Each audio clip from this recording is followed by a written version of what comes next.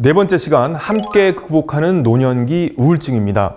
자, 노년기에 특히나 또 주의하셔야 될 게 우울증입니다. 네, 우울증이 오면은 노년의 삶의 질이 많이 떨어지겠죠.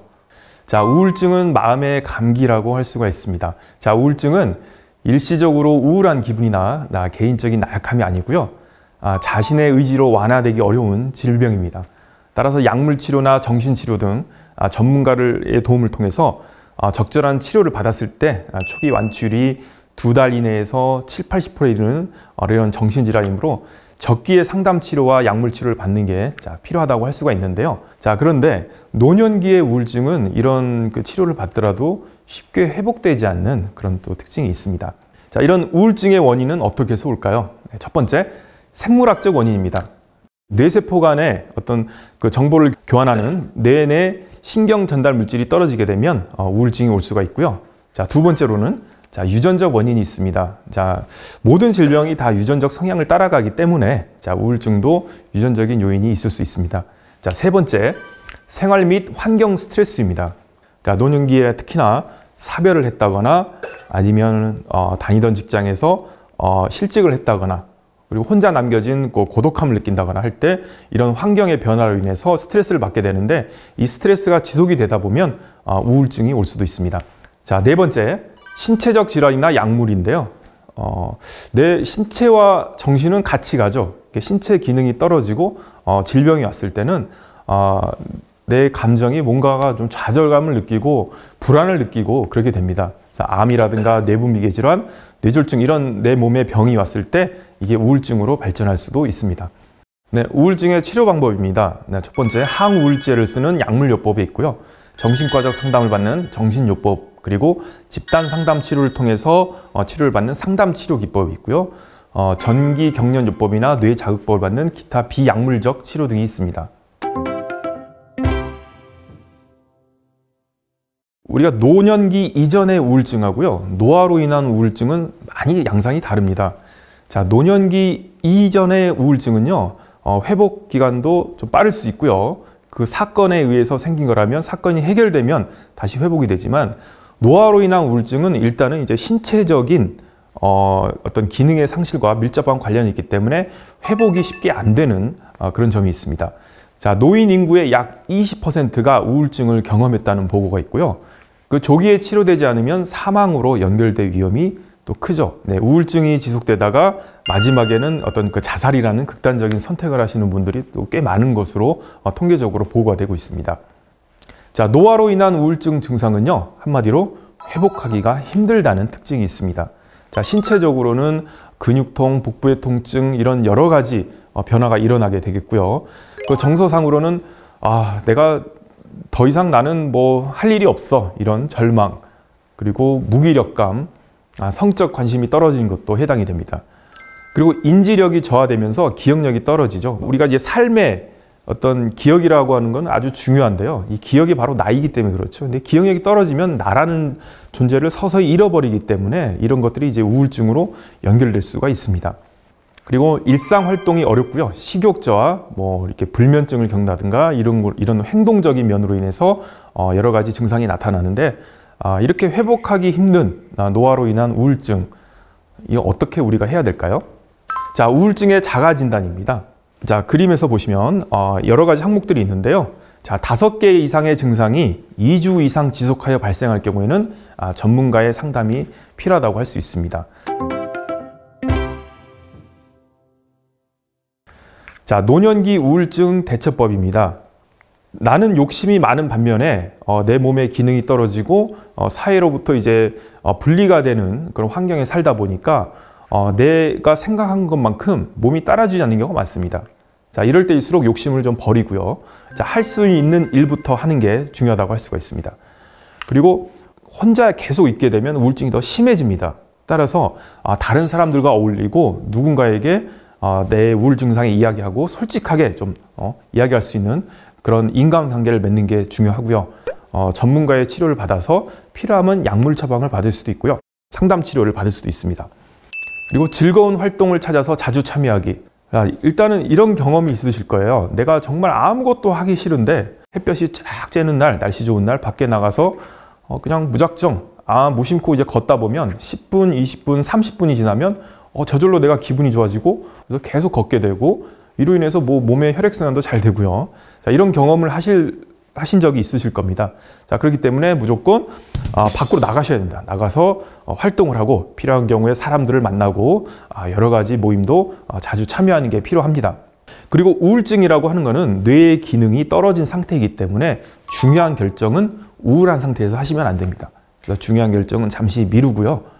그리고 우울증을 관리를 위한 현실적인 목표를 세우시는 겁니다. 막연하게 내가 우울증을 내가 떨쳐버려야겠다는 것보다는 현실적인 목표를 구체적인 방법을 내가 계획을 해서 실천하시면 도움을 받을 수가 있습니다. 여러분들 이제 우울증에 오면은 사람들하고 만나기가 싫죠. 그냥 계속 혼자만 있고 싶고 혼자만 그냥 생각하고 싶은데요.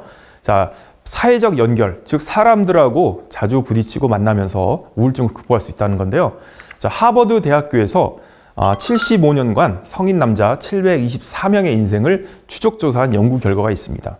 자, 이 연구 결과를 통해서 사회적 연결이 긴밀할수록, 사회적 연결이라고 하는 것은 아는 사람이 많을수록, 자주 만날수록 더 행복하고 신체적으로 건강했다는 결과를 봤고요. 무조건 아는 사람이 많고 이제 그런 것보다는 절대적인 양보다는 질적인 측면이 무엇보다도 중요했다고 합니다. 아는 사람이 많은 것도 중요하지만 많은 것 외에도 정말 내가 마음을 털어놓을 수 있는, 나를 언제 어디서든 나를 지지해주고 도와줄 수 있는 그런 질적인 측면이 중요했다고 합니다. 즉 결론은 좋은 관계가 인간을 보다 더 건강하고 행복하게 만든다는 것입니다. 우리가 이러한 사회적 연결로 우울증을 극복할 수가 있습니다. 자, 노년기 우울증은 쉽게 회복되지 않는 특징이 있습니다. 따라서 노년기에 우울증이 오지 않도록 내가 미리 대처하고 예방하는 그런 생활이 필요한데요.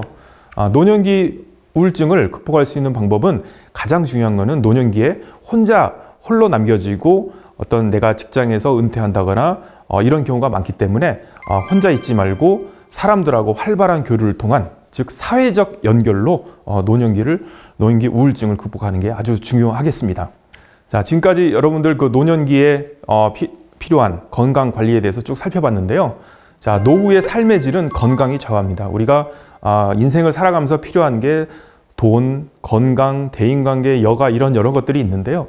내가 건강을 한번 잃어버리게 되면 회복하기가 쉽지가 않습니다. 자, 따라서 노후의 삶의 질은 건강이 좌우한다고 말씀드릴 수 있습니다. 네, 지금까지 경청해 주셔서 감사합니다.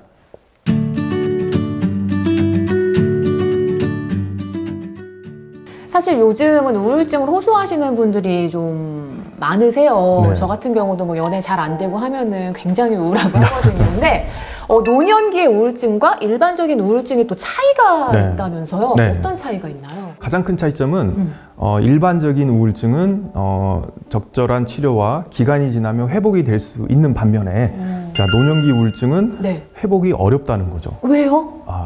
우리가 우울증이라고 하는 게 어떤 사건을 겪게 돼서 내가 뭐 상처를 받고. 그렇죠, 트라우마라든가 그런 불안을 느꼈다든가 그러면 이제 우울증, 스트레스를 받아서 우울증이 생기는데 네. 그 사건이 해결되면 어떻게 되나요? 다시 돌아올 수 있죠. 맞아요, 예, 맞아요. 일반적인 우울증은 네. 사건이 해결되면 다시 회복될 수 있다는 특징이 있는데 노년기 우울증은 특정한 사건이라기보다는 네. 어떤 신체적인 기능이 떨어져서 내가 좌절감을 느낀다든가 그에 대해서는 불안감을 느끼고 그렇기 때문에 이걸 다시 돌릴 수는 없잖아요.